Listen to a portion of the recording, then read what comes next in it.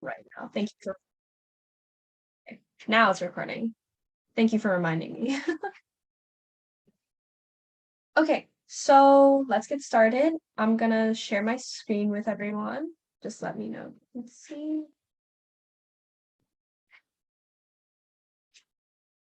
Okay, can everyone see my screen? Just give me like a thumbs up.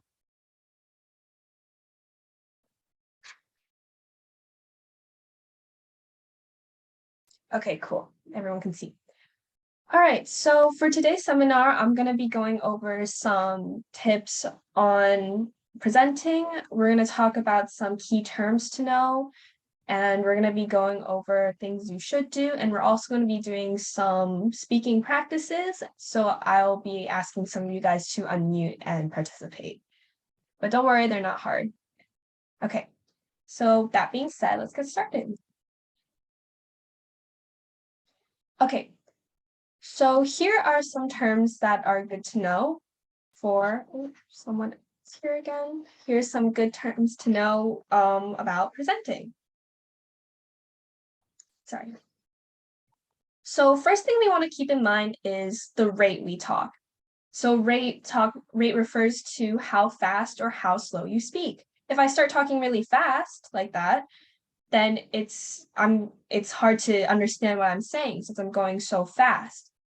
But then if I talk really slow like that, then your presentation just drags on and it's hard to stay focused. So we want to find a happy medium, and we want to talk not too fast, but not too slow.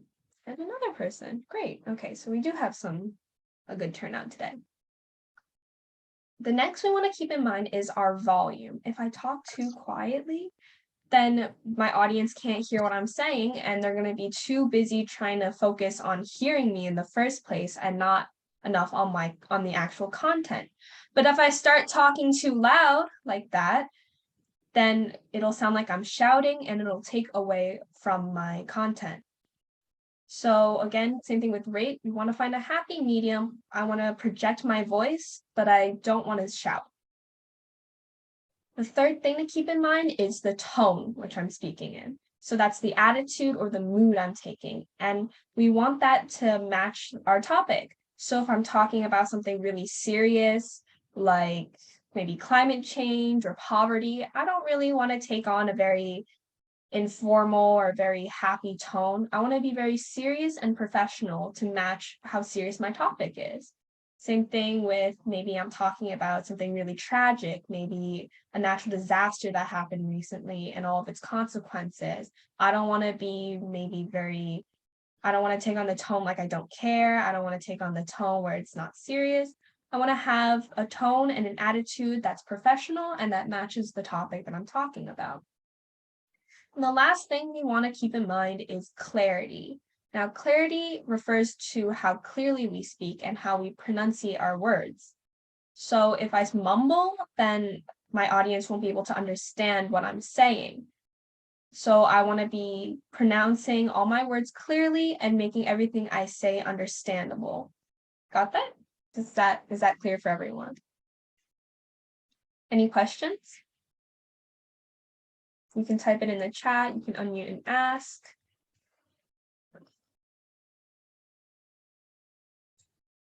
Okay. So no questions, then I'm going to move on. All right, so we're going to do a couple quick activities and we can all practice the words. Will this presentation be shared? Yes, I will make this into a PDF and I will share it into the WeChat.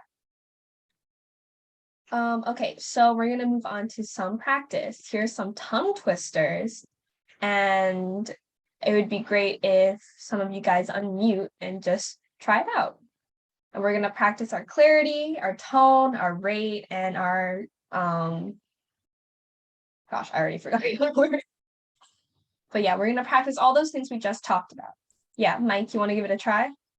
Okay. Give Papa a cup of proper coffee and a copper coffee cup. Nice. All right, nice job. Anyone else want to give it a try? Let's get like 2 more people to try.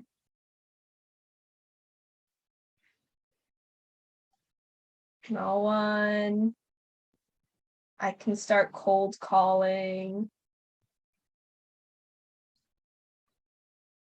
No one besides Mike wants to give it a try. Oh, someone just came. How about Angela? You want to give it a try? Yes, I can. Can you hear me? Yes, I can hear you. All right, give it a go. Peter Piper picked a peck of pickled peppers. How many pickled peppers did Peter Piper pick? Great. All right, nice job. So let's get one more person to try a tongue twister.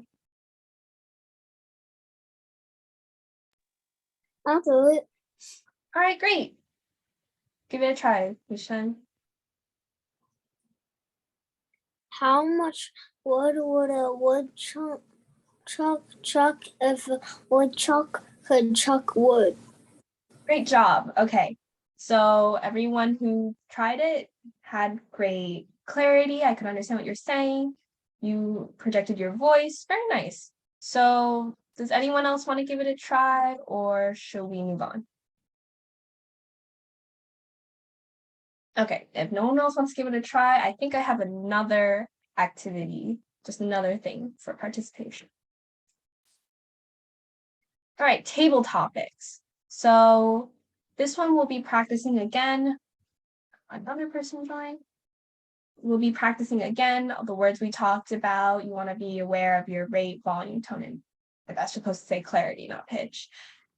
But you guys are going to talk a little bit about some of these questions on the board, or you can talk about something else. So does anyone want to pick a question and kind of talk a bit about it?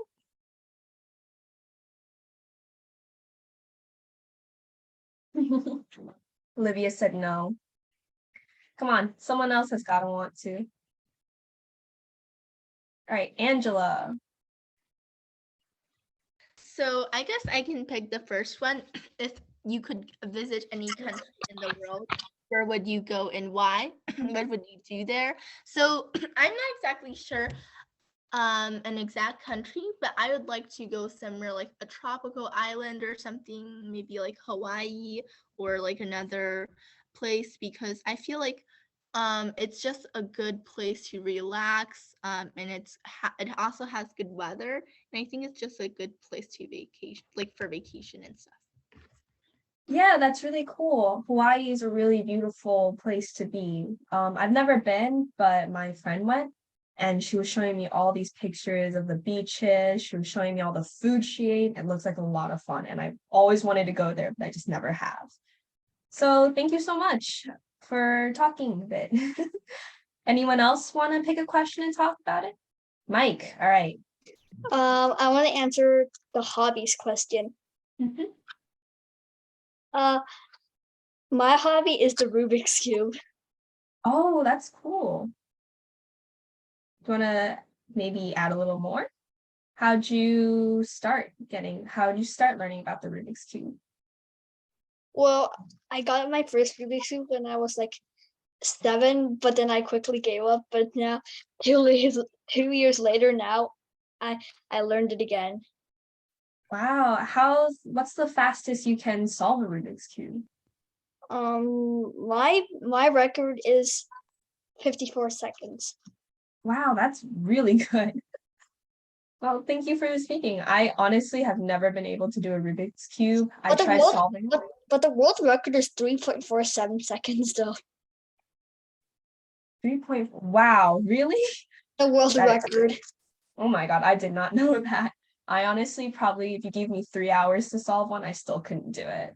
It's a really cool thing, but never could learn the puzzle. And Olivia waved to me in the chat. Hi. Olivia, you want to pick a question and talk about it? Gave me a thumbs down before, but maybe you want to change your mind now after hearing about the Rubik's Let me Cube. just see if I want this one. Okay. You can pick any question on the slideshow, or you can talk about anything else you want.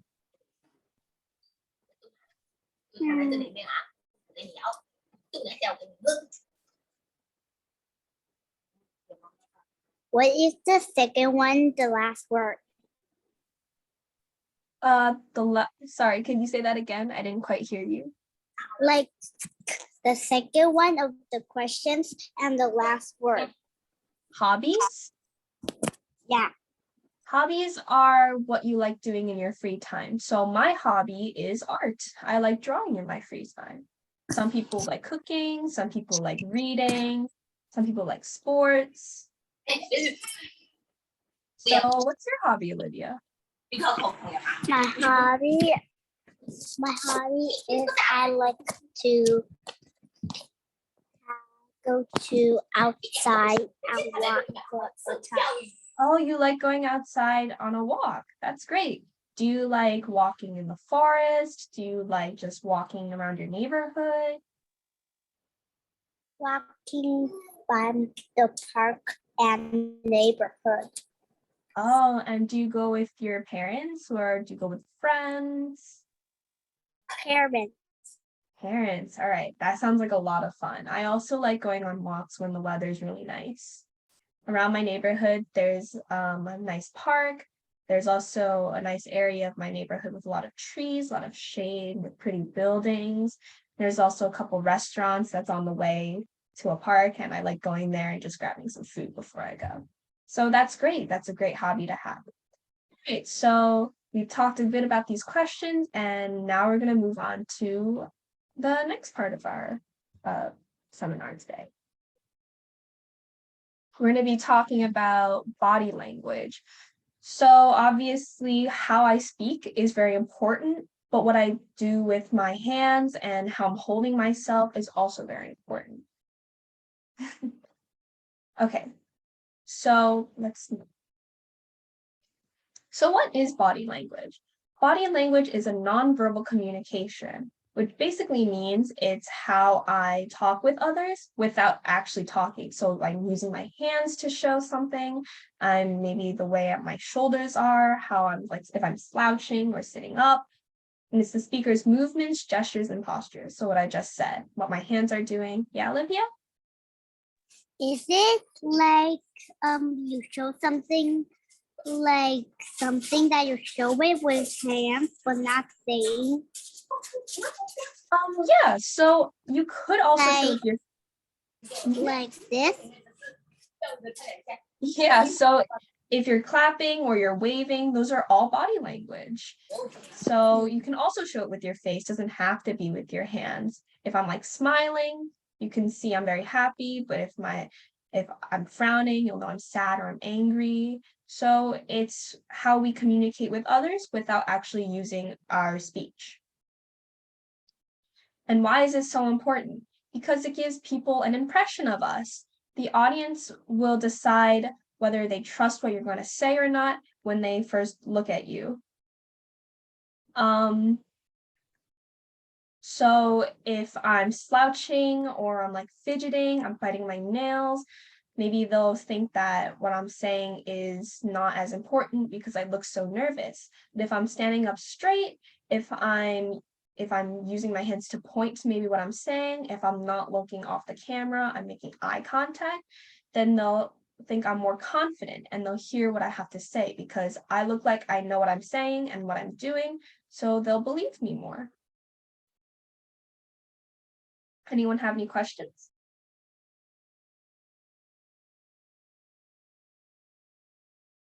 Okay. So what are some types of body language? First one, eye contact. So you guys are obviously filming a video, so there's no one to make eye contact with. But what you don't want to do is maybe someone's standing behind the camera. You don't want to be looking there. If I'm looking not at the camera, you guys think you won't listen to me because I'm not looking at you. But if I make direct eye contact with the camera, it'll kind of be like I'm making eye contact with the person on the other side. Our eyes will meet the audience and I'll appear more confident. They'll know I'm addressing them and they'll listen to my speech. The next is my energy. So this ties in with the words we just went into. When we think about energy, we want to think about how fast or slow we're speaking, how loud we're speaking. put energy into it, but it also shows with our body language. Sorry, something just entered. So maybe I'm presenting something very big, very exciting, and I'm using my hands like this. If it's something very serious, maybe my hands are at my side. So whatever emotion that we want to give, that's what we're going to show with our body as well. Okay. Next is our posture. Posture is very important. Whenever we present, we want to stand up straight, maybe hands at our sides, unless we're using them to communicate, shoulders back, relax, don't lock your knees, things like that. We don't want to be slouching. We don't want our hands in our pockets. We don't want maybe to be fidgeting with our shirt. We want to appear confident. We want to stand up straight, head tall, and really look like we know what we're saying. So what are some examples of bad body language? Okay, before I move on to this, does anyone have any questions about what I just talked about? Okay, if not, then what are some bad body language? So some examples of bad body language would be maybe biting my nails, looking at the ceiling and the floor, not looking at the camera, moving around too much, tapping my fingers, maybe I'm fidgeting with my shirt, maybe I'm playing with my hair. We don't want to do these bad habits, this fidgeting. We want to stay focused on our speech and avoid fidgeting. So that way we give off less of a nervous energy and we look more professional, we look more like we know what we're doing. Okay, so any questions? All right. So let's do a speaking activity. We're a little early today. I didn't mean to end so early, but I just have some short stories here. And if someone wants to unmute and try reading them. Obviously, I can't see you, so I don't know if you have good body language, but you can try practicing it even if your camera's off. But does anyone want to unmute, try reading the story and practicing their tone, their clarity, the rate? All right, Mike and Angela. We'll do Mike first. A fox one day spied a beautiful bunch of ripe grapes hanging from a vine trained along the branches of a tree. The grapes seemed ready to burst with juice, and the fox's mouth watered as he gazed longingly at them. The bunch hung from a high branch, and the fox had to jump for it. The first time he jumped, he missed it by a long way, so he walked off a short distance and took a running leap at it, only to fall short once more. Again and again he tried, but in vain. Now he sat there and looked at the grapes in disgust. What a fool I am, he said. Here I am wearing myself out to get a bunch of sour grapes that are not worth gaping for.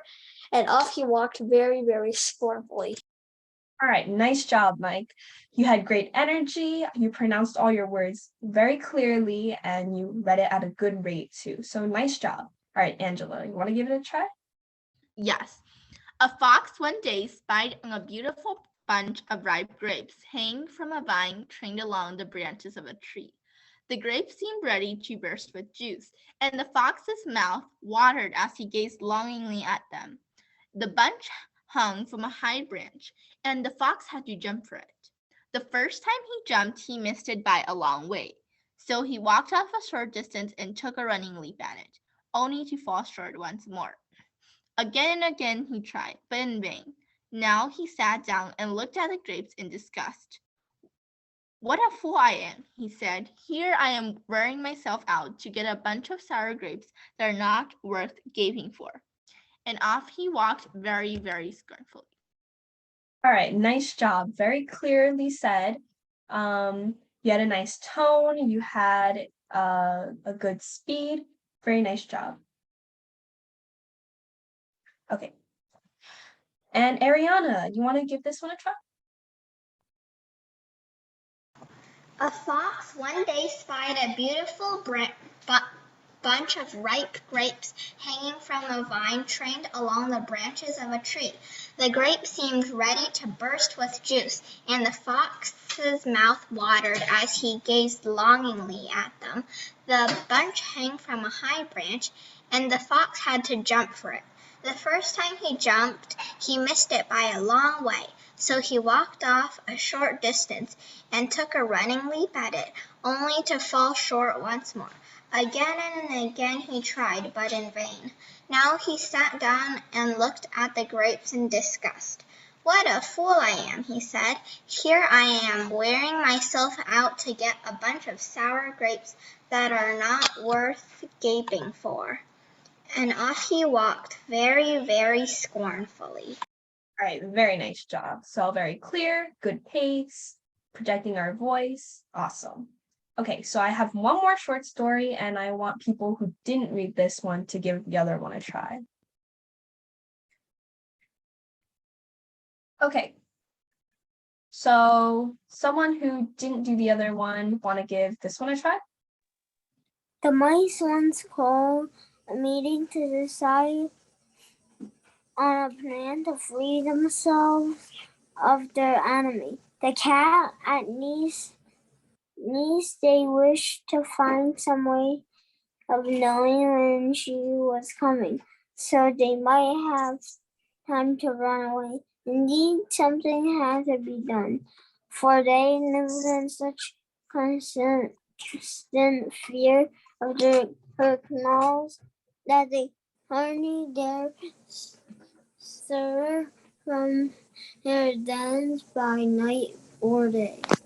Many plans were discussed, but none of them was not good enough. And that's a very young mouse got up and said, that seems very simple. I know it will be successful. All we have to do is hang a bell about the cat's neck. When we hear the bell ringing, we will know immediately that our enemy is coming. All the mice were much surprised that they had not thought of such a plan before. In the midst of the rejoicing over their good fortune, the old mouse arose and said, "I will say that the plan of the young mouse is very good. But let me ask one question. Who will bell the cat?" All right, very good. Now this one is a little bit longer and a little bit harder than the other one, but you did a great job of reading it. I could understand you. You were reading it very loud and clear. So nice job. All right. Does one more person want to try it before we end today's meeting? A little early, but that's okay. The mice called a meeting to decide on a plan to free themselves of their enemy, the cat. At least they wished to find some way of knowing when she was coming, so they might have time to run away. Indeed, something had to be done, for they lived in such a constant fear of her claws that they hardly dared stir from their dens by night or day. Many plans were discussed, but none of them was thought good enough. At last, a very young mouse got up and said, "I have a plan that seems very simple, but I know it will be successful. All we have to do is to hang a bell about the cat's neck. When we hear the bell ringing, we will know immediately that our enemy is coming." All the mice were much surprised that they had not thought of such a plan before. But in the midst of rejoicing over their good fortune, an old mouse arose and said, "I will say that the plan of the young mouse is really good, but let me ask a question. Who will bell the cat?" All right, very nice. You had good energy, very clear, pronounced our words very well. Nice job, Ellie. Okay, so anyone else want to give it a try, or I'm going to end the meeting? Or we're going to stop here? Mike, you want to give it a try? The mice once called a meeting to decide on a plan to free themselves of the enemy, the cat. At least they used to find some way of knowing when she was coming, so they might have time to run away. Indeed, something had to be done, for they lived in such constant fear of her clash, and they hardly dared stir from their beds by night and day. Many plans were discussed, but none of them was thought good enough. At last, a very young mouse got up and said, I have a plan. This is very simple, but I know it will be successful. All you have to do is to hang a bell around the cat's neck. When we hear the bell ringing, we will know immediately that the enemy is coming. Other mice were much surprised that they had not thought of such a plan before. But in the midst of rejoicing over the good fortune, an old mouse arose and said, I will say that the plan of the young mouse is very good, but let me ask one question. Hello there, the cat. All right, very nice job, Mike. That was a good energy, good pace, loud and clear. Nice job. Okay, so we're gonna stop here for today. I'm gonna stop sharing my screen. Does anyone have any last minute questions? Anything about body language? Anything about speaking? All right, so if there are no more questions, then I'm gonna go ahead and end the meeting. I wish you all luck on your speech, and I know they're all gonna turn out great. So no questions, then I'm gonna end this meeting.